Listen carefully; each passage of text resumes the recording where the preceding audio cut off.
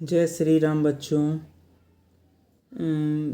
BSc chemistry P block element का जो दूसरा लेक्चर है उसका ओवरव्यू है। ग्रुप 13 का एलिमेंट पी ब्लॉक एलिमेंट में कहाँ से कहाँ तक होता है, पिछले क्लास में पढ़े थे 13 से 18 तक।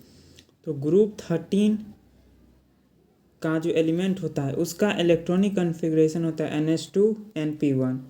ग्रुप 14 का इलेक्ट्रॉनिक कन्फिग्रेशन होता है NH2 NP2। ग्रुप 15 का जो इलेक्ट्रॉनिक कन्फिग्रेशन होता है NH2 NP3।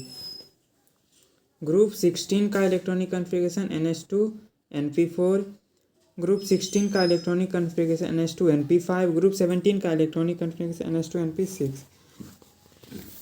ठीक है, अगला है कि SP और D में क्या है। SP और D जो होता है वो SPDF ब्लॉक जो होता है वो प्योर मेटल होता है। ठीक है, और ग्रुप 13 का वैलेंस सेल में 3 इलेक्ट्रॉन होते हैं। 14 के वैलेंस सेल में 4 इलेक्ट्रॉन, 15 के वैलेंस सेल में 5 इलेक्ट्रॉन, 16 के वैलेंस सेल, इसी तरह 18 के वैलेंस सेल में 8 इलेक्ट्रॉन होते हैं। ठीक है, और पी ब्लॉक एलिमेंट के अंदर in P block under metal, non metal और मेटेलॉइड मतलब धातु, अधातु और उपधातु आते हैं। अगला है ग्रुप 13 के अंदर कौन कौन से एलिमेंट आते हैं, तो बोरन, एल्युमिनियम, गैलियम, इंडियम और थैलियम आते हैं। 14 के अंदर सिलिकॉन, जर्मेनियम, इस सब का नाम हमें नहीं पता, जब इसके बारे में आगे पढ़ेंगे तब बताया जाएगा। तो अभी ग्रुप 13 के बारे में पढ़ रहे हैं। तो ग्रुप 13 में as we down the group मतलब डाउन द ग्रुप जाने पर मेटेलिक कैरेक्टर बढ़ता है।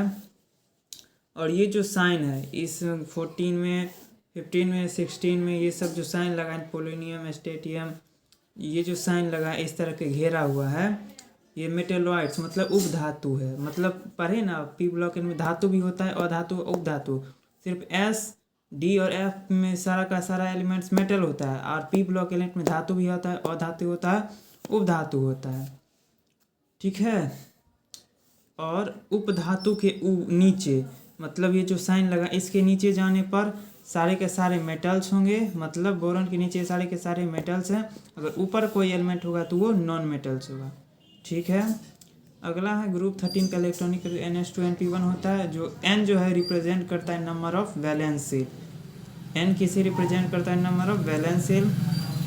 जैसे बोरॉन का एटॉमिक नंबर 5 होता है तो इसका इलेक्ट्रॉनिक N1s2 2s2 2p1।